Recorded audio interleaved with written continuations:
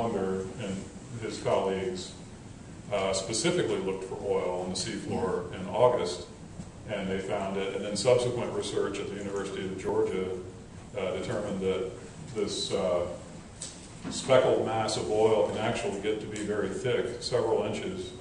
And in that case, it's going to bury the animals in the seafloor. Even if it weren't toxic, it would isolate the animals in the sediment from the oxygen above the sediment, and the seawater above the sediment. So you would be shutting off their oxygen supply. So just the physical effect alone is bad enough, and then you add toxicity on top of that. So where we are now is we don't know how much of the total spilled oil made it to the seafloor. Is it less than 1%, and something we don't need to worry about? Less than 1% of the total oil spilled, or is it more than 50%?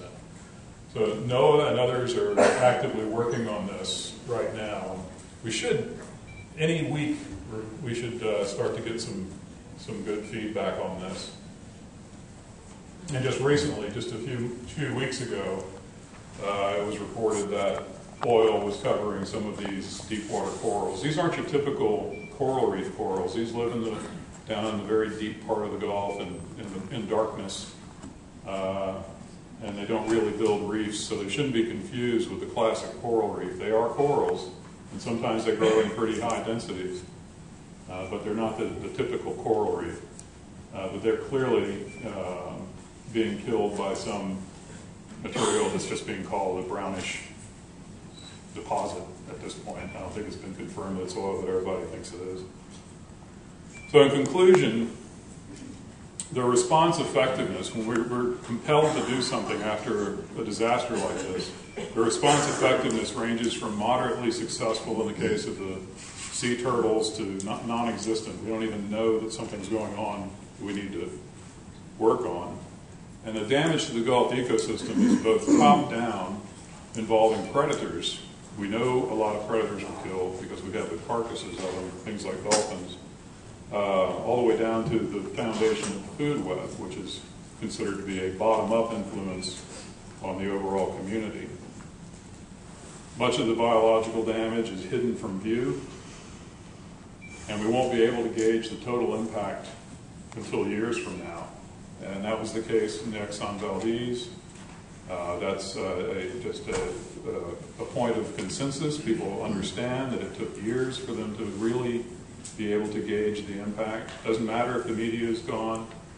In a few years, we'll be able to provide a reasonable idea of how extensive the damage was. But there are encouraging signs. I took a look at a bunch of fish eggs, different samples in the spill area collected this summer. And I was afraid I'd just find, if I found any fish eggs at all, that they would all be the very first stage of egg that was spawned, and that they wouldn't develop. But I was relieved to find that all developmental stages of embryos inside the eggs were present. So that was a relief to find that. Now, it's not that I did a comprehensive study. Maybe there were samples where that wasn't the case, but samples from right near where we had found a lot of surface and subsurface oil had eggs in them that had all the different stages of development present. So that was one good sign. And then Dr. Ken Heck of the Marine Sea Lab has been monitoring young fish in nursery habitats in the north central Gulf of Mexico for 5 years. And he isn't seeing any impact on the young of the year. He's actually seeing pretty good numbers. So that's another good sign. But again, we're going to need to wait a few years before we really know what's going on. This is my last slide. I've got an image of our sonar when we were on top of the oil. This is similar to the fish finders that some of you are familiar with. And you can see the bottom in red at 450 approximately meters. And then the surface is at the top, and the diagonal line is our water sample, or going through the water collecting samples. And we would later find that layer near the bottom, the green layer, was in fact oil. And so I just think this is kind of an interesting image.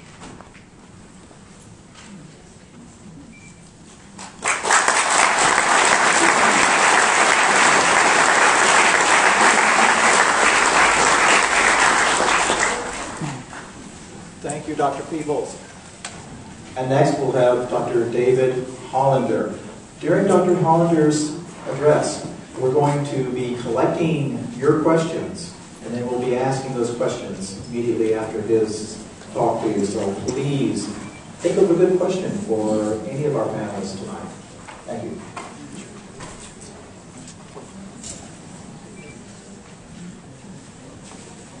If you didn't get a card, please raise your hand.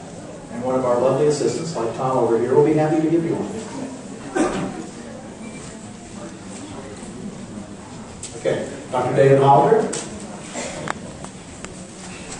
All right, hang in there. There's a little bit left. I'm going to go into sort of an experience of what was actually going on as a scientist when we were confronted with the concept of oil under the surface of the ocean. And it was quite a striking phenomenon, although you'll quickly learn that this was actually quite predicted.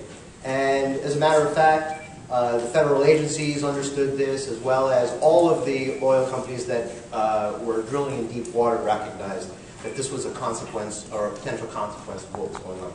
So my background is in organic geochemistry, which can translate into either the oil industry or it can translate into climate change, environmental change, and ecosystem analysis.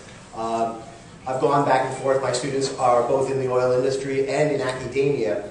And so this was an interesting circle back to some of my past about how using the same tools, the same chemical tools, where you can understand environmental climate and ecosystem changes and apply them to understanding the movement of petroleum, the origins of it, and relieve the argument about whose oil this really is.